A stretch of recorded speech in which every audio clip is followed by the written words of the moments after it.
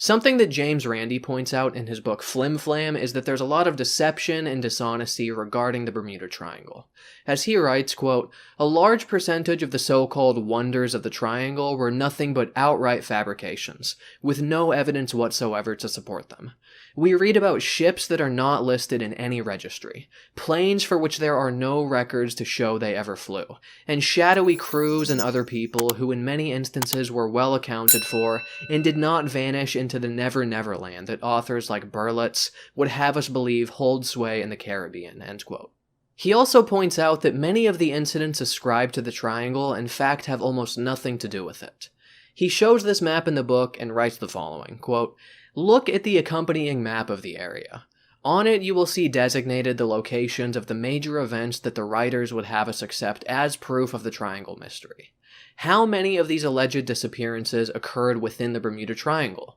One that is gleefully offered up by the believers actually happened in the Pacific.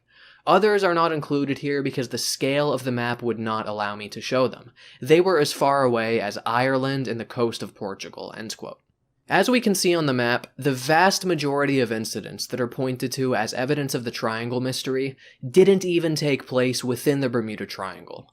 It doesn't get much more illogical than this. Motherfuckers with their lawnmowers. Half the fucking grass is dead out there, and they're like, "Quick, we need to mow this shit. We need to mow this dead grass before it gets out of hand." Ridiculous. They're like, "Oh shit, is that guy recording a YouTube video? Quick, get the loudest machinery we have within a fucking 50-mile radius and crank that shit to full capacity." They were shopping for lawnmowers and they were like, "Everything's perfect about this one, but it's not loud enough."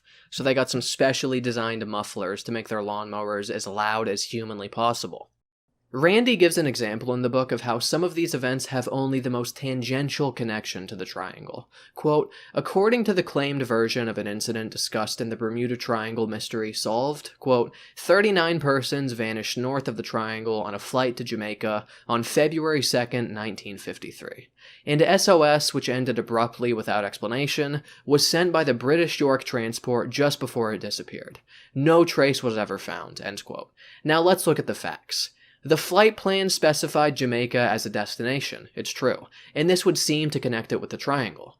But the plane, when it was lost, was on a flight from the Azores to Newfoundland in Canada, a flight that took it along a northwesterly path away from the dreaded area. The plan called for a stop in Newfoundland, then a flight to Jamaica. Since its terminal destination was Jamaica, the promulgators of the legend called it a flight to Jamaica without further explanation.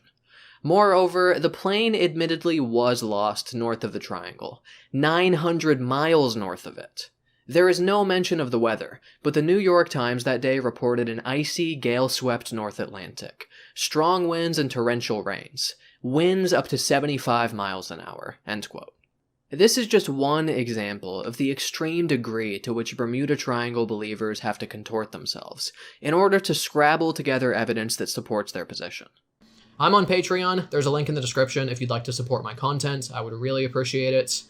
There's also social media links in there if you want to follow me there. I'm trying to build up some of those followings. I would really appreciate it. Make sure to subscribe for more videos if you haven't already. Hit the bell, hit the like button, post a fucking comments.